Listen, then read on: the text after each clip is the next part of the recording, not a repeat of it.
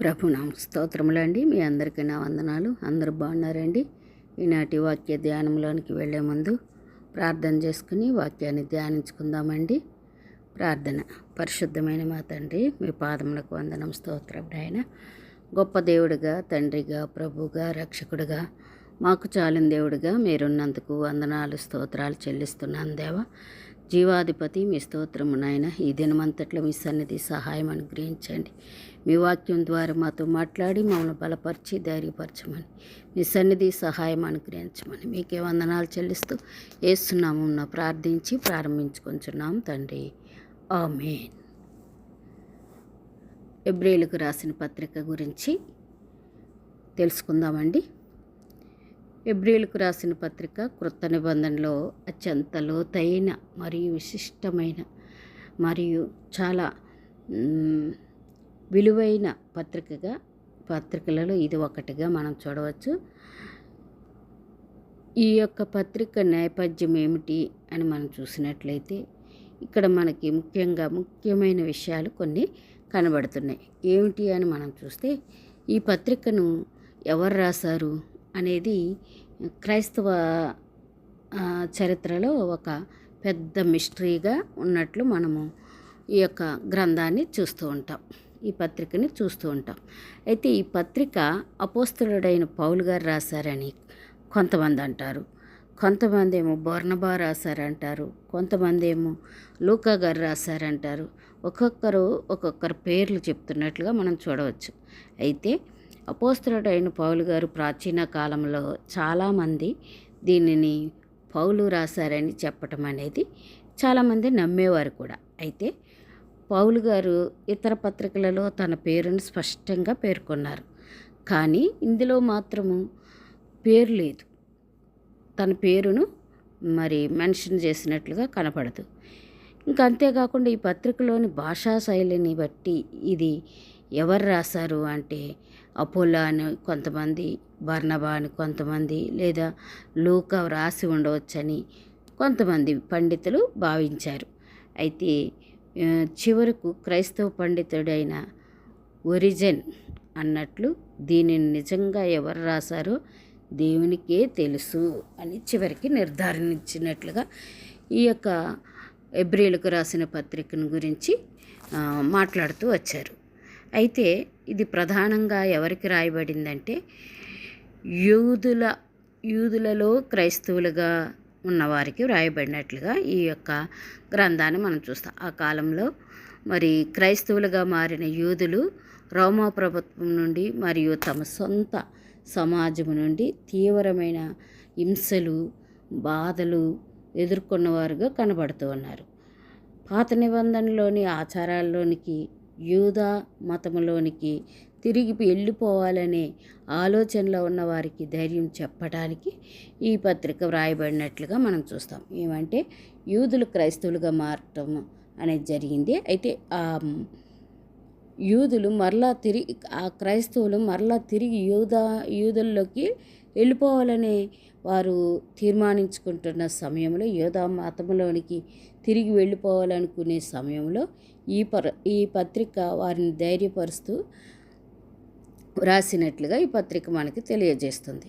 అయితే ఈ పత్రిక ఎప్పుడు రాశారు అని మనము గమనించినట్లయితే చాలామంది పండితులు ఏమంటూ ఉన్నారంటే ఇది క్రీస్తు శకం 60-70 మధ్యలో రాసుంటారు అని కొంతమంది వ్యాఖ్యానిస్తూ ఉన్నారు. అయితే క్రీస్తు శకం 70లో యెరూషలేం దేవాలయం కూల్చివేయబడింది. ఈ పత్రికలో బలుల అర్పణ గురించి వర్తమాన కాలంలో ప్రస్తావించబడింది. కాబట్టి దేవాలయం ఇంకా ఉన్నప్పుడే ఇది వ్రాయబడిందని నమ్ముతారు. అంటే దేవాలయము 70లో కూల్చబడింది. అయితే ఈ పత్రిక దేవాలయం కూల్చబడకముందే వ్రాసినట్లుగా ఇక్కడ ఈ యొక్క గ్రంథం, ఈ యొక్క పత్రికలో చూస్తే బలుల గురించి, అర్పణల గురించి వ్రాయబడటం మనం చూస్తాం. ఇది ఎప్పుడు అని చూస్తే యెరూషలేములో బలులు అర్పించేవారు, అలాగే అర్పణలు అర్పించేవారు. ఆ సందర్భంలో రాసినట్లుగా ఈ యొక్క గ్రంథం, ఈ యొక్క పత్రిక మనకి తెలియజేస్తుంది. అందుకని ఈ పత్రిక 60-70 మధ్యలో అని ప్రస్తావించటం అనేది జరిగింది. అయితే ఈ పత్రిక యొక్క ముఖ్య సందేశం ఏమిటి అని మనం చూసినట్లయితే, ప్రభువైన యేసుక్రీస్తు అందరికంటే శ్రేష్ఠుడు అని చెప్పటమే ముఖ్య ఉద్దేశంగా మనం చూడవచ్చు. ఎందుకంటే దూతల కంటే శ్రేష్ఠుడని ఈ యొక్క పత్రికలో రాయటం మనం చూస్తాం. యేసుక్రీస్తు దేవదూతల కంటే గొప్పవాడు అని రాయబడింది. అంతేకాదండి, మరలా ఇంకేం రాయబడిందంటే మోషే కంటే శ్రేష్ఠుడు అని. ఇశ్రాయేలీల నాయకుడైన మోషే కంటే యేసుక్రీస్తు వారు గొప్పవాడు అని రాయబడింది. అంతేకాదండి, అహరోను కంటే శ్రేష్ఠుడు అని రాయబడింది. ఎలాగా అని మనం చూస్తే పాత నిబంధన యాజకత్వముల కంటే ప్రభువైన యేసుక్రీస్తు వారి ప్రధాన యాజకత్వం గొప్పదిగా మనకి ఈ యొక్క పత్రికలో కనబడుతుంది. శ్రేష్టమైన నిబంధనగా ఈ యొక్క క్రొత్త నిబంధనను మనం చూస్తాం.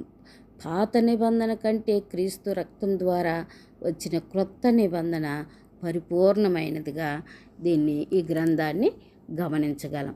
అయితే ఈ పత్రికలో 11వ అధ్యాయం చాలా ప్రసిద్ధమైనదిగా మనం చూడవచ్చు. ఎందుకంటే ఇక్కడ విశ్వాస వీరుల పట్టిక ఉంది. ఈ పట్టికలో మరి ఏబేలు మొదలుకొని విశ్వాసులైన వారి పేర్లు రాయబడినట్లుగా మనం చూస్తాం. క్రమంగా రాయబడటం ఇక్కడ మనము ఈ గ్రంథంలో ఈ యొక్క 11వ అధ్యాయంలో మనం చూస్తాం. అయితే యేసుక్రీస్తును మెల్కీసెదెకు క్రమం చొప్పున నిరంతరము ప్రధాన యాజకుడని ఈ పత్రిక మనకి వర్ణించి చెప్తుంది.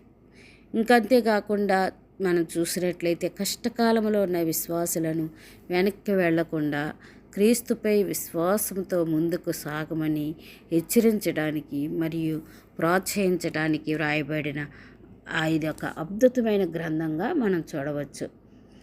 ఇంకా ఈ గ్రంథము ఈ పత్రికను ఎవరు రాశారో స్పష్టంగా తెలియదు, కానీ కొందరు పౌలని ప్రస్తావించటం మనం చూస్తూ ఉన్నాం.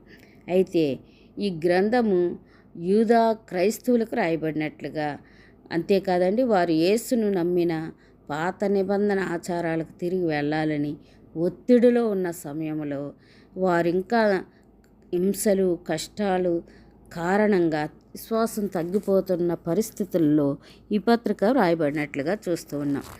అయితే ఈ పత్రిక రాయబడిన ఉద్దేశం ఏమిటంటే యేసు క్రీస్తు వారు అత్యున్నతుడు అని చూపించటం, పాత నిబంధన కంటే క్రొత్త నిబంధన గొప్పదని బోధించటం కొరకు, విశ్వాసంలో స్థిరంగా ఉండమని ప్రోత్సహించటం కొరకు, అంతేకాదండి వెనుకకు తిరిగిపోవద్దని హెచ్చరిక చేస్తున్నట్లుగా ఈ యొక్క పత్రిక మనకి కనబడుతోంది. యేసు క్రీస్తు వారి యొక్క గొప్పతనం ఎలా రాయబడిందో ఈ గ్రంథంలో చూస్తాం. ఎందుకంటే దేవదూతల కంటే గొప్పవాడు, మోషే కంటే గొప్పవాడు, యాజకుల కంటే గొప్పవాడు, మహాయాజకుడు ఎవరంటే ప్రభువైన యేసుక్రీస్తు వారు. వీరందరికంటే గొప్పవాడిగా ఇక్కడ మనకు కనబడుతున్నారు. యేసు ప్రభువారు మనకు శాశ్వత మహాయాజకుడిగా నిరంతరము యాజకుడిగా ఉన్నట్లుగా మనం చూస్తూ ఉన్నాం. ఆయన మన కొరకు ఒక్కసారే బలి అయిపోయినట్లుగా చూస్తాం. శాశ్వతంగా ఆయన బలి మనకి సరిపోయిందనమాట. అంతేకాదండి, హెబ్రీయులకు రాసిన పత్రిక 11వ అధ్యాయం విశ్వాస వీరుల పత్రిక అని పిలుస్తున్నాం. విశ్వాసంతో జీవించమని పిలుపునిచ్చినట్లుగా కూడా ఈ యొక్క పత్రిక మనకు తెలుస్తూ ఉంది. అంతేకాదండి, సహనం కలిగి జీవించాలని కూడా ఈ యొక్క పత్రిక మనకి తెలియజేస్తుంది. కష్టాలలో కూడా విశ్వాసాన్ని విడవకూడదని, యేసు వైపు చూసి ముందుకు సాగాలని హెబ్రీయులకు రాసిన పత్రిక 12:2లో రాయబడటం మనం చూస్తాం. హెచ్చరికలు ఉన్నట్లుగా ఈ యొక్క పత్రికలో మనం చూస్తాం. ఏంటి ఆ హెచ్చరికలు అని చూస్తే అవి చాలా గంభీరమైన హెచ్చరికలుగా మనము చూడవచ్చు. సత్యం తెలిసిన తర్వాత వెనక్కి వెళ్ళవద్దని, హృదయాన్ని కఠినపరచుకొనవద్దని, దేవుని కృపను నిర్లక్ష్యం చేయవద్దని, గొప్పతనం క్రీస్తు యొక్క గొప్పతనం మరి మహాయాజకత్వం విశ్వాస జీవితం మనము కూడా యేసు ప్రభువారే మనకు సరిపోయిన వాడని ఈ యొక్క పత్రికలో రాయబడటం చూస్తాం. ఆయనలోనే సంపూర్ణత ఉందని, కష్టాలు వచ్చిన విశ్వాసంలో నిలబడాలని ఈ యొక్క పత్రిక మనకు తెలియపరచబడుతూ ఉంది. ఇంకా మనం చూస్తే పాతకాలంలో దేవుడు ప్రవక్తల ద్వారా మాట్లాడాడు, కానీ ఇప్పుడు తన కుమారుడైన యేసు ద్వారా మనతో మాట్లాడుతున్నాడని ఇక్కడ రాయబడటం మనం చూస్తాం. సమస్తాన్ని ధరించే వాక్యముగా ప్రభువైన యేసుక్రీస్తు వారు కనబడుతున్నారు. ప్రకాశమయమైన దేవుని మహిమగా కనబడుతున్నారు. అంతేకాదండి, దేవదూతల కంటే గొప్పవాడుగా కనబడుతున్నాడు. ఇంకా మనం చూసినట్లయితే మనకు ఒక మహాయాజకుడు ఉన్నాడని ఈ యొక్క పత్రిక తెలియపరచబడుతోంది.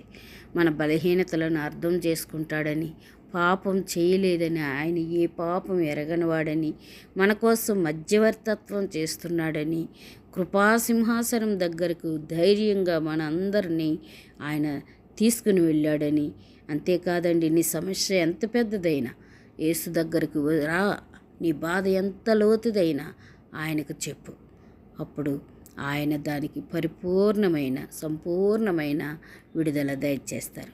పాత నిబంధనలో బలులు మళ్ళీ చేయవలసిన పరిస్థితి, కానీ యేసు ప్రభువారు చేసిన బలి ఒక్కసారే శాశ్వతంగా సరిపోతుంది. నీ పాపానికి మళ్ళీ బలి అవసరం లేదు. నీవు క్షమించబడ్డావు, నీవు విముక్తి పొందావు.